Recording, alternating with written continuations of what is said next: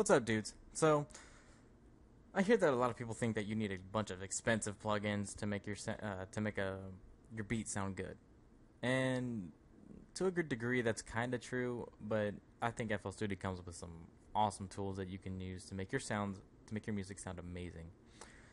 So, first off, right here, I have Citrus opened, and I use the preset Acoustic Steel, and it's a guitar sample, or not sample, preset, and I'm going to go ahead and mute all these effects that I have on here.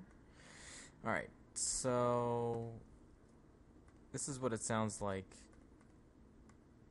without any effects on it or anything. And this is a little melody that I have put together. Not really a melody, kind of a chord progression, but here we go.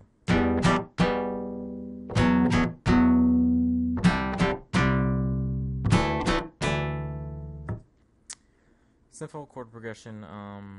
Sounds nice. I like the way this guitar sounds. It sounds pretty real, actually. But one problem I had with this was that it sounded too bassy. Like it didn't have enough high frequencies playing through to make it sound more open, if that makes any sense. So what I like to do is I routed this to the first mixer channel right here. Boom.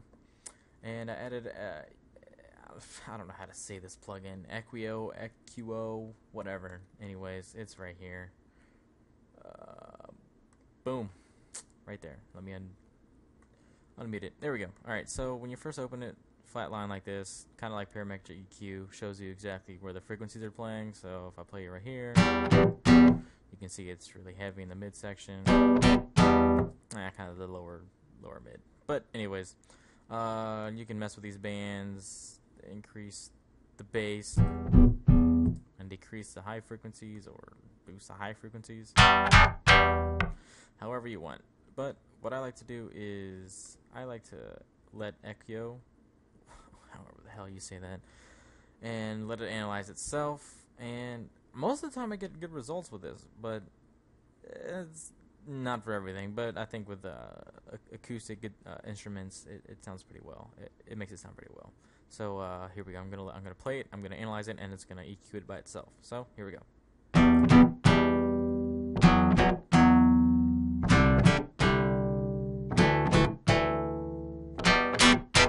There we go. And what it did was it cut some of the lower mid, boosted the high end, a little bit on the low end, and left the very low end alone. So this is what it sounds like afterwards.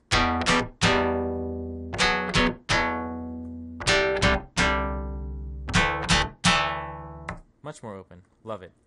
So, alright, after that I put another EQ on it, just because I thought it was still a little bit too bassy, but it's whatever. It wasn't really too much down here. I just wanted to cut off some of that so I didn't have any wasted energy down there or whatever. And then I turned down the high band a little bit because I thought it boosted the high end a little bit too much.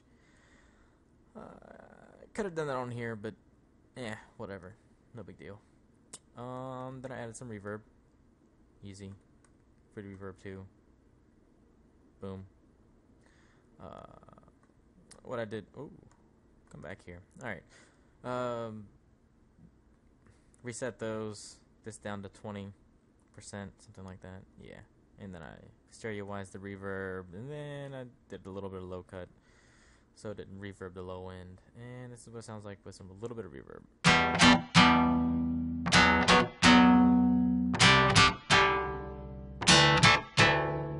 What I love about reverb, it just makes your sound so much fuller and not so dull. Like, you don't want to over reverb everything, but some slight reverb makes this subtle difference that just sounds amazing. I love it. Anyways, now that I'm done orgasming over reverb, put a delay on it, a little bit of delay. Turn the volume down to, I don't know, what is that, 10 o'clock, whatever. And turn down the feedback volume a little bit, about the same place. And I put the feedback to ping pong, so the delay will bounce back and forth instead of just like down the middle or whatever. Not a big difference, but that's just how I liked it. And let's see here. That's about it, actually, on the guitars. Right here I have free filter on it, but that's just for the beginning of the song, and I'll show you that later. Whatever. This is it with some delay and all the effects on it.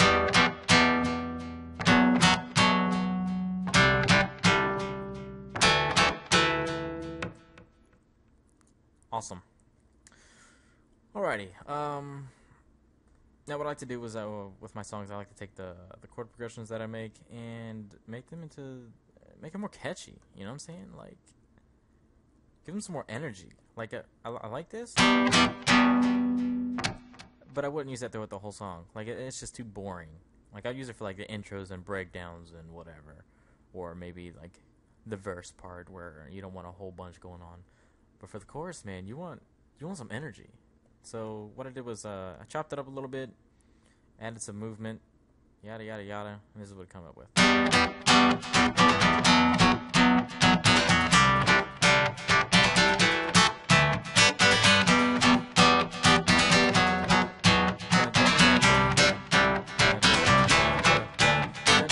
Okay, love it.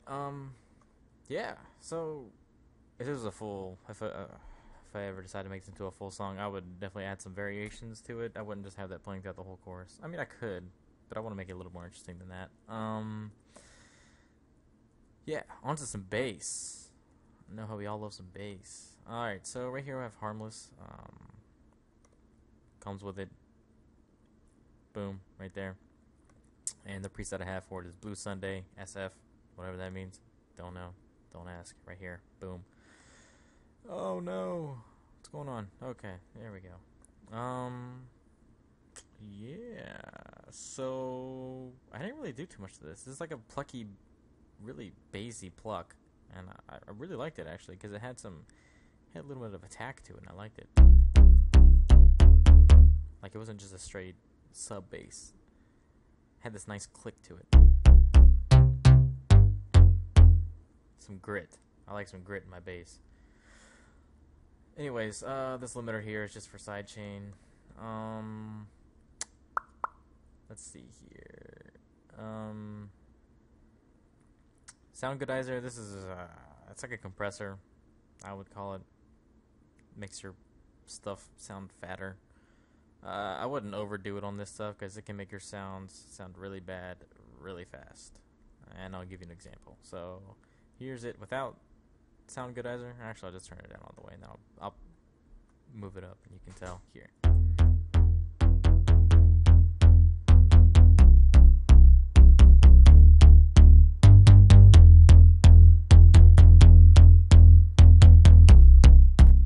Yeah, you probably can't tell too much if you're just listening through like computer speakers or whatever. You might need some decent headphones to hear the difference with that, but it accentuates the decay on the bass a little bit too much, and I don't like that because that's what a compressor does. It squashes the sound, so you can the quieter sounds are accentuated more, so you get a more leveled sound, which can be good sometimes, but not so much with your basses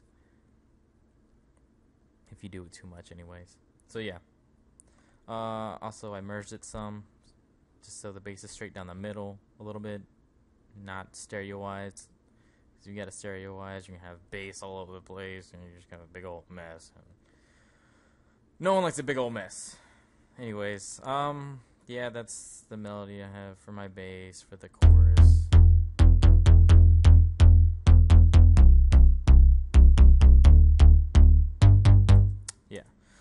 Alright, onto my samples. I didn't really do too much. Just got a simple kick from my Vengeance sample pack. Sounds like this. Nice, airy, punchy kick.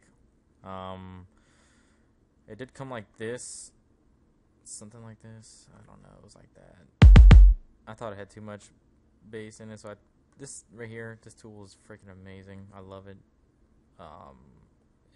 It trims out the tail end, sort of, like it thins it out, so stuff isn't too bassy, or if like you have, if you have something on the tail end that you don't want to hear, like some feedback or something, if you recorded something and like you ended your sample, but like you still have some feedback or whatever, you can trim it up and it'll sound nice. And with a kick, you can do that, and it takes out some of the tail end bass, and I just trimmed that off so I didn't have the tail end right there. And yeah, man, it's a cool tool. I didn't know about this until recently, actually, which is weird. But anyways, I didn't really do anything to it, actually. Wow, I didn't do anything to it at all. I could probably add some EQ to it or whatever, but I don't feel like it. And what I did was just a 4/4 pattern, simple, typical dance EDM, 128 BPM, whatever. Right here I have a clap layered with another clap, which it's more stereo-wise than this. That's more down the middle. This is, if you're wearing headphones, you can hear it's more on the outside of your ears. Sounds like it's coming from outside or whatever. Together it sounds like this. Boom. Easy. See? And let's see here. Actually, what I should have done. Oh, oops. Probably should have separated it just a little bit, so it's not down the middle. Even though I don't think it was. It had some shape to it. Anyways, wow, that's basically it. Right here I have some hat loops that I use when I'm feeling lazy and don't feel like writing my own. Right here, this is a crash, I think. Yeah, a dry crash with a wet. That's the reverb one.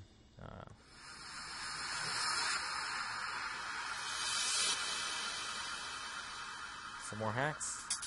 I think this is for the chorus. And yeah, dude, that's about it. So, I'm gonna have this project uploaded, and it's gonna be in the description. Go ahead, download it, do what you want with it, learn from it, do whatever. Don't care. Just remember where you got it from, man.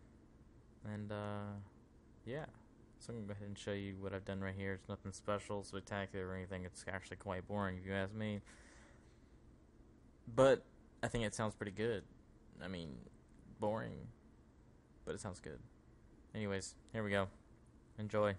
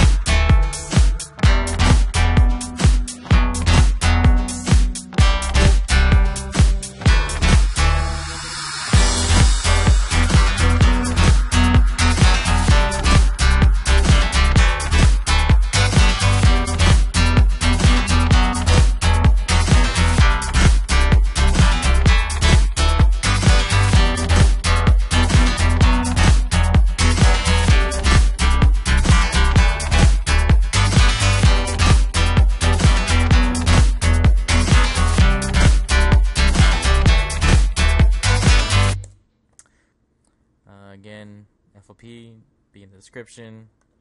Don't worry about any external plugins. If you have FL Studio 10, probably you don't even need 10. You could probably have up to like 8 or 9. I don't remember when they added Harmless, but you should have. I only use 2 plugins. Wow, lame. Anyways, you'll have these if you have FL Studio 8, 9, 10, and up, whatever. And you'll get these samples right here. My kick, clap, these hats and crashes and reverb, or reversed crashes, whatever, sound effects, whatever you want to call them. They'll all be in there. Be in a zipped file. You'll need WinRAR or some other unzipping program, whatever. So yeah, dude, have a good day.